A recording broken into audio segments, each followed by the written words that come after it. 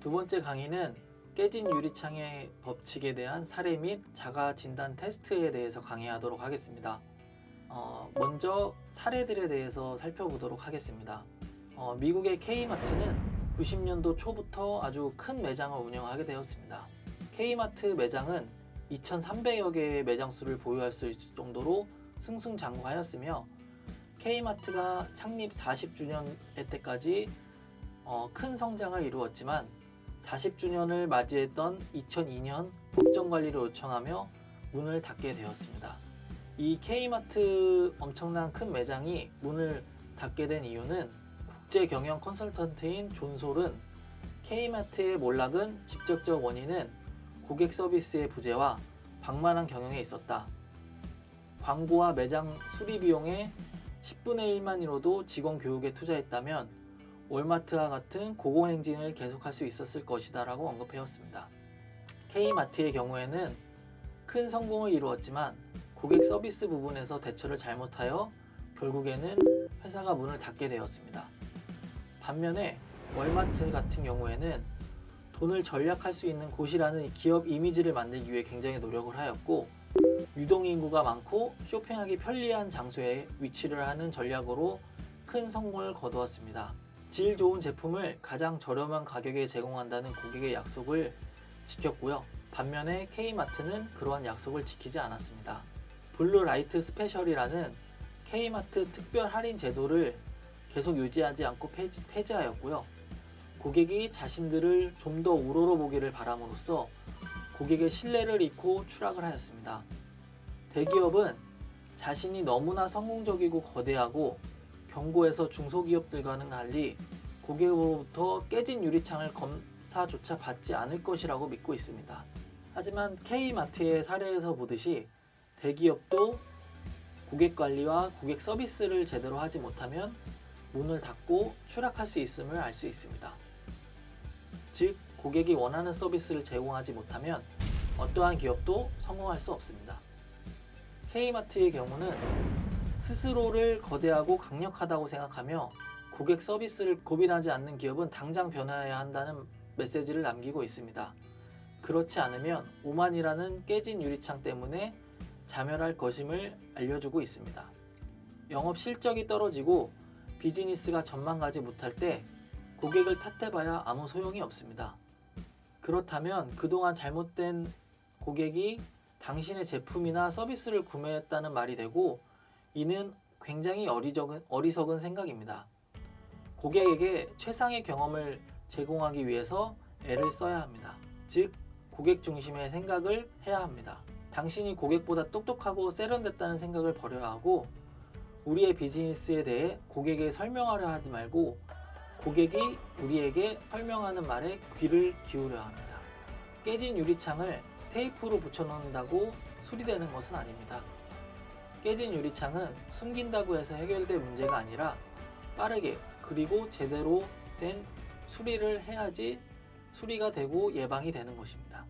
다음으로 코카콜라의 뉴코크라는 브랜드 런칭에 대해서 말씀드리도록 하겠습니다. 한때 코카콜라는 뉴코크라는 브랜드를 출시를 하여 시장을 석권하려 하였습니다. 그러나 뉴코크 출시는 최악의 실패로 귀결되었고 경쟁사인 펩시에게 시장을 내주어야만 했습니다. 이 코카콜라의 뉴코크 사업 계획은 계획이나 운영 관계에 대해서 문제가 있었던 것은 아닙니다. 하지만 코카콜라는 이 사업을 완전히 접었고 이탈 고객을 되돌리기 위해서 엄청난 비용을 써야만 했습니다. 그 이유는 바로 기존 고객들에게 별다른 설명 없이 신규 사업을 대대적으로 진행한 결과 자신이 좋아하는 기존 코카콜라가 생산 중단될 것으로 인식한 고객들이 발길을 돌렸기 때문입니다. 이러한 고객 중심의 생각이 아닌 본인들의 사업 계획이나 이런 브랜드 자신감을 가지고 실천했을 때 되돌아오는 실패와 그것을 커버하기 위한 비용은 실로 크다고 할 수 있습니다. 다음으로 크리스피 크림과 던킨 도너츠에 대해서 말씀드리도록 하겠습니다. 크리스피와 던킨 도너츠는 굉장히 유사한 브랜드입니다. 도너츠를 팔고 있고 제품, 마케팅, 유통 구조 또한 굉장히 비슷합니다. 이 두 브랜드는 모두 성공한 케이스로 볼 수 있는데요.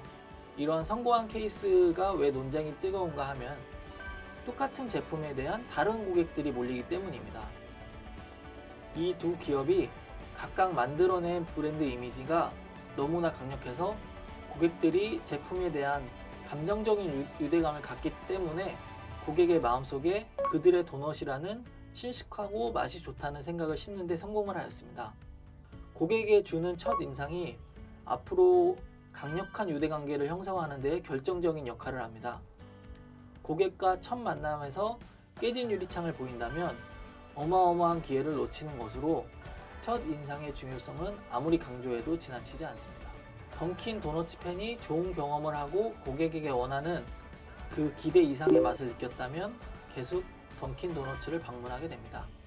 이는 감정적으로 던킨 도너츠와 연결되기 때문에 매일 아침, 매주 생일 케이크들을 구매할 땐 필연적으로 던킨 도너츠를 찾게 됩니다.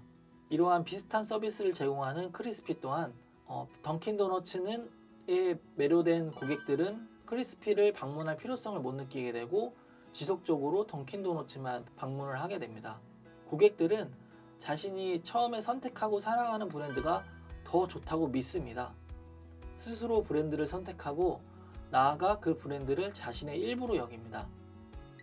반면에 첫 번째로 부정적인 인상을 첫인상에 주게 되면 감정적인 유대를 기대할 수 없기 때문에 신속한 조치를 취해도 고객은 부정적인 첫인상을 지우지 못할 수도 있습니다. 그러므로 가장 좋은 방법은 부정적인 첫인상을 만들지 않는 것입니다. 다음으로 구글에 대해서 살펴보도록 하겠습니다.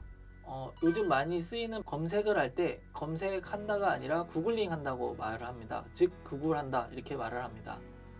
사람들은 코카콜라 하세요 라고 말하진 않지만 구글링해서 검색해봐라고 말을 합니다. 구글은 자신의 브랜드가 검색을 하다는 의미를 지닌 동사처럼 쓰이게 만드는 엄청난 성공을 이룬 케이스입니다. 세계적으로 성공한 기업들은 많지만 기업의 이름이 이렇게 동사처럼 사용되는 경우는 없습니다. 인터넷은 가장 뛰어난 정보 수집 도구고 구글이 다른 검색 엔진보다 뛰어난 브랜드로 인식될 수 있었던 이유는 구글 설립자 세르게이 브린과 레리 페이지는 사용자들의 니즈를 명확하고 정확하게 파악하여 신속하고 정확한 서비스를 제공함에 있어서 뛰어난 서비스를 제공하였습니다. 구글은 고객 중심으로 생각하고 고객 중심으로 행동하여 성공적인 기업으로 성장한 것입니다. 구글의 성공 비결을 보면 첫 키워드는 구글은 빠르다입니다. 요즘은 대부분의 검색 엔진은 매우 빠릅니다. 그러나 구글이 조금 더 빠릅니다. 그 차이를 모르시면 구글의 첫 검색 페이지를 검색했을 때 명시된 검색 시간을 확인해 보면 약 0.3초에 이릅니다. 큰 차이는 없다고 하지만 구글이 다른 검색 엔진보다 좀 더 빨리 검색되는 장점이 있습니다. 또한 구글은 정확합니다. 구글은 검색 결과에 검색어를 진하게 표시해 줍니다. 그러므로 검색어를 잘못 입력한 경우 그 검색어에 대해서 잘못된 부분을 금방 깨닫게 됩니다. 또한 적절한 결과를 찾지 못할 경우에는 도움말을 클릭하여 검색 절차를 명료하게 설명해주고 당신의 깨진 유리창을 수리할 수 있는 방법들을 간략하게 제시해줍니다. 쉽게 이용할 수 있는 부분이고요.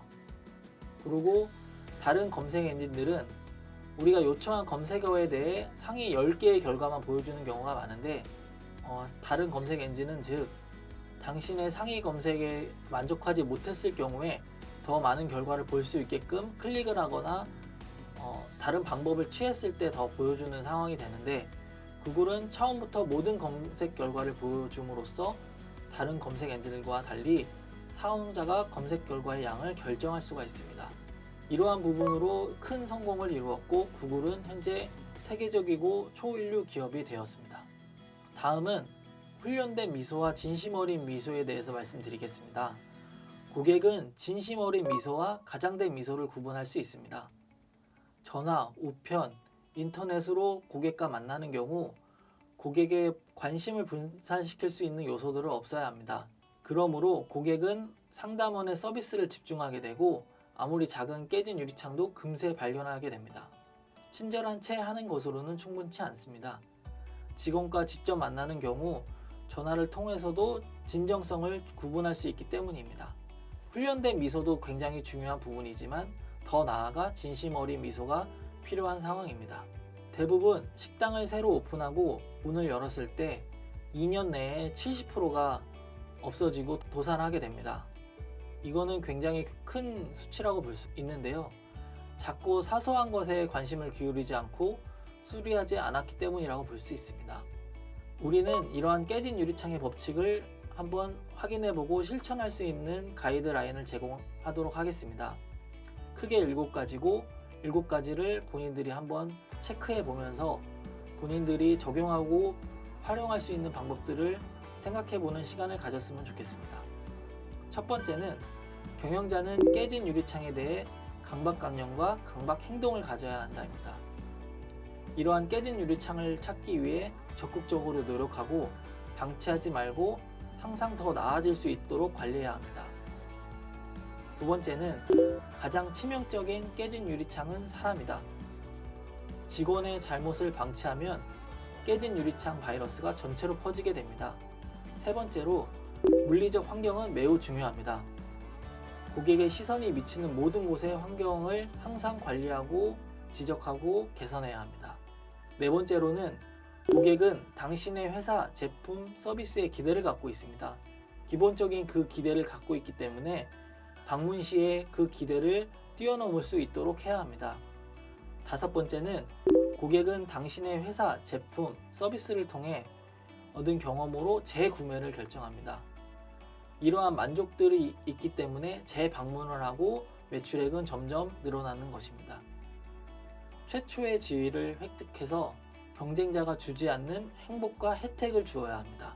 처음 방문한 고객을 더욱더 만족시킬 수 있는 방안이 무엇인지 고민해 봐야 합니다.